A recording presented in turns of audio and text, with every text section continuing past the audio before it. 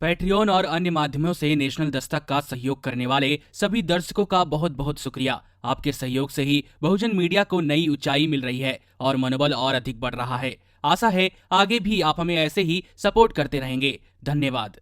चर्चित अर्थशास्त्री और नोबेल पुरस्कार विजेता अभिजीत बनर्जी ने देश के मौजूदा हालातों को देखते हुए बड़ा बयान दिया है। लॉकडाउन के कारण देश मौजूदा समय में आर्थिक संकट से गुजर रहा है।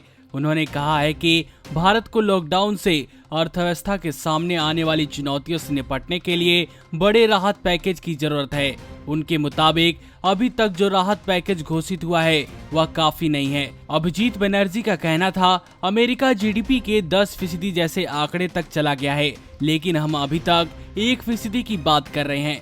अभिजीत बनर्जी ने ये बातें कांग्रेस नेता राहुल गांधी के साथ वीडियो कॉन्फ्रेंसिंग के जरिए आयोजित एक संवाद के दौरान कही। इससे पहले राहुल ने भारतीय रिजर्व बैंक के पूर्व गवर्नर रघुराम राजन के साथ इसी तरह का संवाद किया था। इस संवाद में राजन ने कोरोना वायरस का संक्रमण फैलने से रोकने के लिए लागू लॉकडाउन को सावधानी पूर्वक खत्म करने की पैरवी करते हुए कहा था कि गरीबों की मदद के लिए सीधे उनके खाते में पैसे भेजे जाएं और इस पर करीब 65,000 करोड़ रुपए खर्च होंगे। वहीं अब नोबेल विजेता ने राहुल गांधी के साथ संवाद में कहा कि सरकार ने ईएमआई के भुगतान पर 3 महीने की रोक लगाकर अच्छा काम किया है, लेकिन बेहतर होता कि वह इस भुगतान को खुद करने का ऐलान करती। उनके मुताबिक अभी जो स्थिति है उसमें जो भी मांगे उसे राशन कार्ड दे देने चाहिए, तभी जरूरतमंदों की ज्यादा से ज्यादा मदद हो सकेगी। संवाद के दौरान राहुल गांधी ने कहा कि यूपीए ने गरीबों के लिए मनरेगा जैसे तमाम योजनाएं शुरू की थी,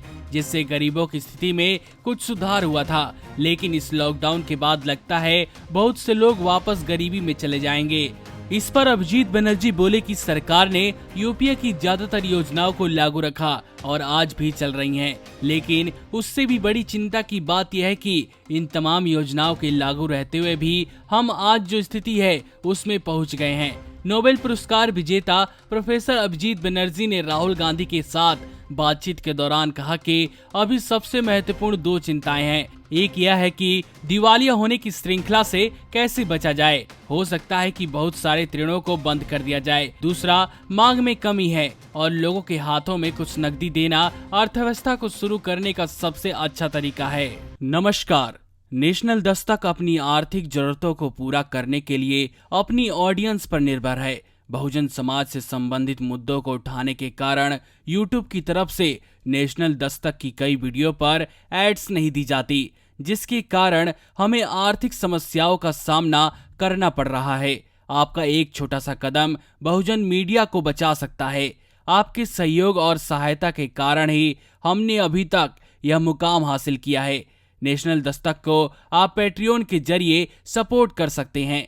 इसके साथ ही आप अन्य माध्यमों जैसे यूपीआई, गूगल पे, डेबिट कार्ड, वॉलेट, फोन पे आदि से भी हमारी मदद कर सकते हैं, जिसका लिंक वीडियो के नीचे डिस्क्रिप्शन में डाल दिया गया है। पैट्रियन पर आप हमें प्रतिमाह $2 यानी 140 रुपए प्रतिमाह से हमारे साथ जुड़ सकते हैं। दूसरे माध्यमों में राशि की कोई सीमा नहीं है। आपके सहयोग से ही बहुजन मीडिया को एक नई दिशा मिली है और इसे अभी एक नए मुकाम तक लेकर जाना बाकी है, जो आपके साथ के बिना संभव नहीं है। आपसे डायरेक्ट फंडिंग से हम आपके अधीन हो जाएंगे और एक स्वतंत्र मीडिया के तौर पर समाज की आवाज को बुलंद कर पाएंगे। धन्यवाद। नेशनल दस्तक को देखने वालों से अपील है कि वह नेशनल दस्तक के सपोर्टर फॉर्म को भरें ताकि हम सीधे आपसे जुड़ सके। नेशनल दस्तक की आपसे गुजारिश है कि अगर इसको बचाना चाहते हैं तो नेशनल दस्तक को सब्सक्राइब करने के लिए रेड कलर के सब्सक्राइब बटन को दबाएं, फिर बेल आइकन की घंटी दबाएं। नेशनल दस्तक को बचाने के लिए बहुत जरूरी है कि हर खबर को शेयर करें, लाइक करें, कमेंट जरूर करें।